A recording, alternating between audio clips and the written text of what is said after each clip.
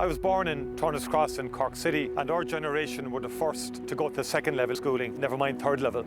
My parents never got that opportunity, so in our household, passion for education was always a constant and led to my interest in politics.